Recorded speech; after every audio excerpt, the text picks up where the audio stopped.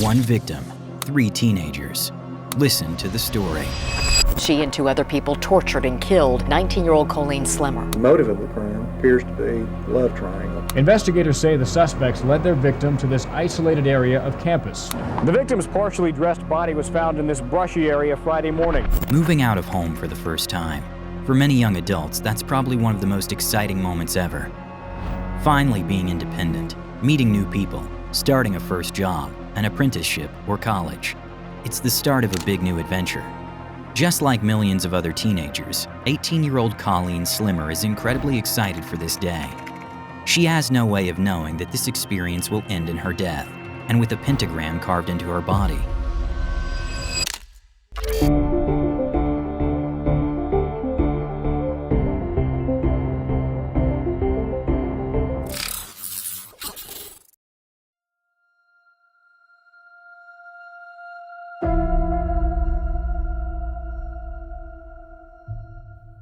Colleen Slemmer is originally from Florida, but in the fall of 1994, she moves to Knoxville, Tennessee. That's where the Knoxville Job Corps is, a training center where she plans to take a few courses for a few months. She's given a small room on campus right away. Sounds pretty cool at first, and things actually start out okay. But at the Job Corps, there are also a few mean young people who seem to enjoy bullying their classmates. More than once, Colleen is teased or has things stolen from her. 2 girls and 1 boy especially have it out for her. Christa Pike, her friend Shadala Peterson, and their buddy Daryl Shipp. Christa, like Colleen, is 18 years old. She recently dropped out of school and moved to Knoxville all on her own. There, she's enrolled in a government-funded program for nurse training. But in early 1995, Christa is spending less time focusing on her classes and more time obsessing over Colleen Slemmer. Here's the thing, when Colleen was new at the Job Corps, Daryl Shipp had a bit of a crush on her. But Colleen wasn't really interested in him.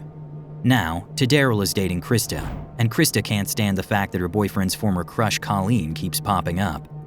Even though nothing ever really happened between Colleen and Daryl, Christa is jealous. To her, Colleen is a threat, and Christa decides that she's going to eliminate that threat.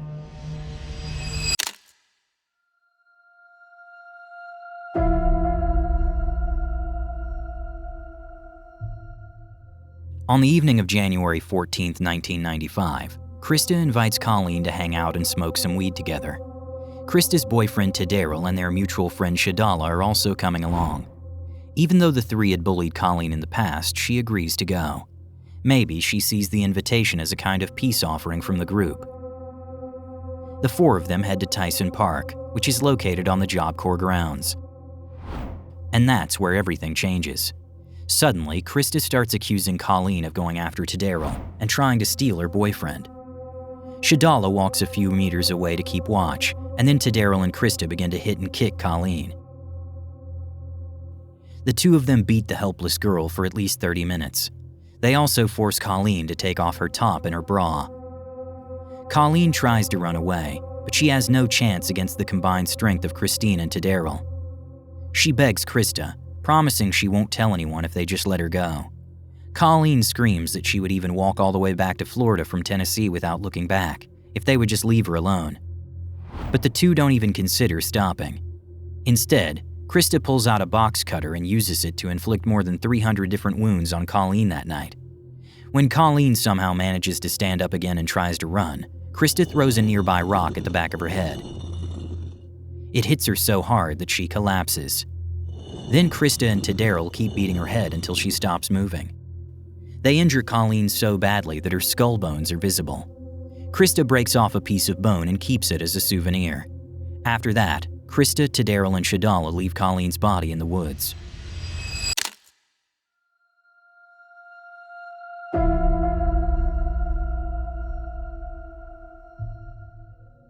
Back on campus the next morning, January 15th, a gardener is starting his early shift.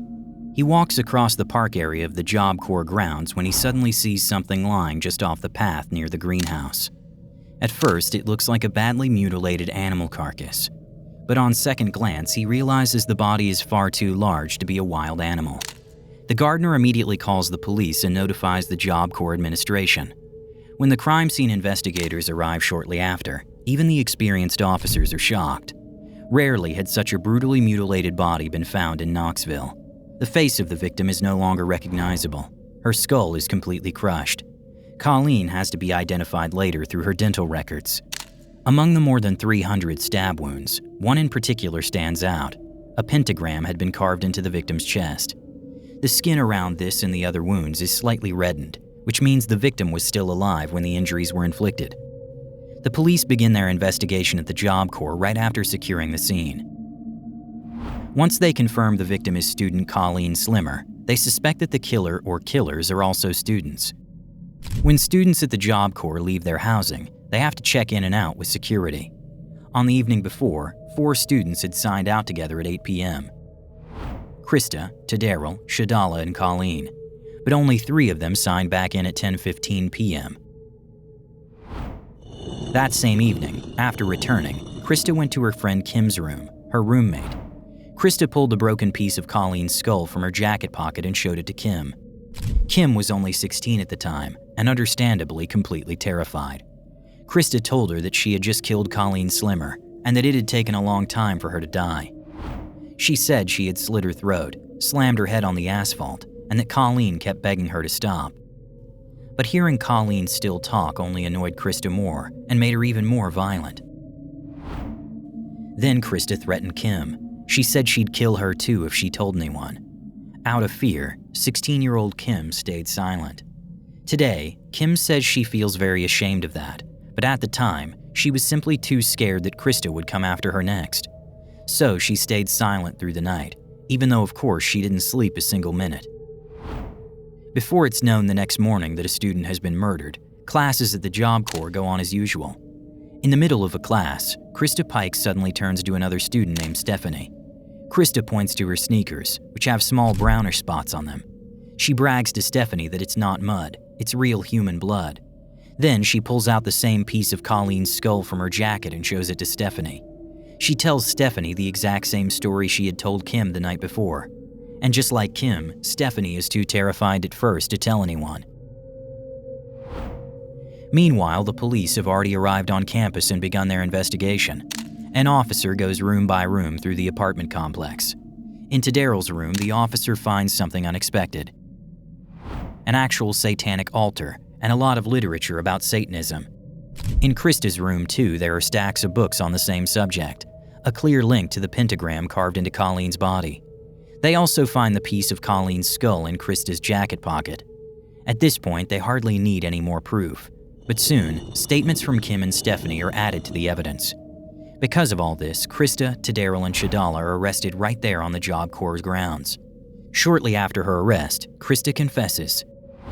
She says the evidence was just too overwhelming anyway. In her police interview, she calmly and clearly explains what she did, almost in a cheerful tone.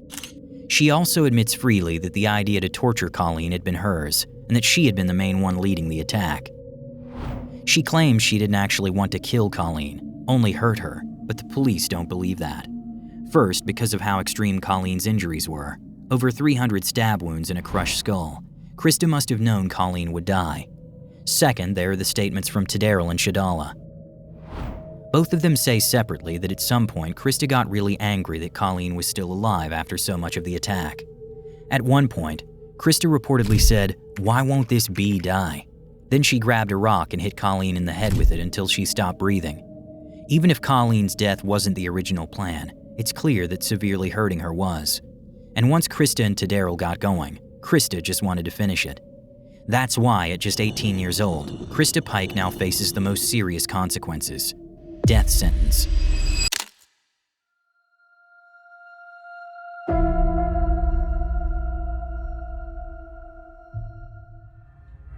While Christa Pike sits on death row, the police begin to look into how she became a killer in the first place. When you talk to her, there's nothing that suggests a cruel or violent nature. She is polite and humorous, a pleasant person to talk to, a young woman with a small frame who doesn't look like she could hurt anyone. But looks can be deceiving. In a documentary, one expert even compares Christa Pike to the fictional character Hannibal Lecter. Both are calm, charming people who know how to win others over, and no one would ever suspect them of being capable of horrific crimes. Christa's path to becoming a murderer likely began in early childhood. There was always alcohol in the Pike household, but often not even basic food. Her mother had many different partners over the years, and at least one of them abused Christa over a long period. Her mother did nothing to stop it. Instead, she shared her marijuana with Christa, while Christa was still underage. The hygiene in the home was reportedly terrible. Animal waste was found all over the place. Moving to Knoxville could have been a fresh start for Christa, maybe even should have been. She wanted to become a nurse, someone who helps people and saves lives. Instead, at just 18 years old, she took a life, in a particularly brutal way, and out of pure jealousy. Christa is 20 when she sits in court, charged with murder and conspiracy to commit murder. The trial against her lasts only a few hours. On March 22, 1996, she is found guilty. Her accomplices receive lighter sentences. Taddaryl gets a life sentence, but with the chance to apply for parole after 25 years. Shadal, on the other hand, receives only a probation sentence. That's because she testified in court as a key witness against the other two, and because she played only a passive role in the actual crime. Since 1996, Christa Pike has been on death row. She has filed appeals as often as possible to try to overturn her death sentence, and I really mean as often as possible. By now, she has no legal options left. She's tried everything. Still, Christa Pike is alive, and as of the time this video was recorded, no execution date has been set. Instead, the threat of death hangs over her like a Damocles sword. And since Christa is already facing death, she seems to see no reason to behave well in prison. In 2001, she nearly kills another person. Christa and another inmate named Natasha Cornett get into a fight with a third prisoner, Patricia Jones. During the fight, Christa and Natasha try to kill Patricia. It's only thanks to the prison staff noticing the commotion in time that the women are separated before it's too late. Christa later says she would finish the job if she ever saw Patricia again. Because of this incident, Christa is put on trial once more and sentenced to an additional 25 years in prison for attempted murder. Not that it really changes anything for her. She's already on death row. But even then, Christa continues to stir up trouble. She starts affairs with two prison guards. One of them even begins to plan her escape from death row. The plan gets so far that an escape route and an accomplice on the outside are already arranged. Only by chance is the plan discovered and stopped by prison officials. And so Christa Pike continues to wait for her execution. Just like Colleen Slemmer's mother, who longs for the day her daughter's killer dies, she probably won't be able to find peace until then. This case is likely one of the most brutal I've ever covered. In a disturbing way, it reminds me of the case of Angela Wrightson, another woman who was tortured to death by teenagers. I know the debate is old and highly emotional, but every time we cover the death penalty here on Truthscape, I wonder, what do you think about it? I would never judge anyone, like Colleen's mother, who longs for justice through such a sentence, but I'm mainly against it. Feel free to share your thoughts on the topic in the comments. I'd really love to hear your opinions.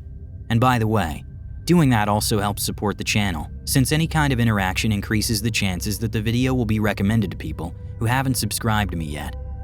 Here you can find another chilling case. Click on it. Until then, see you soon. Stay safe.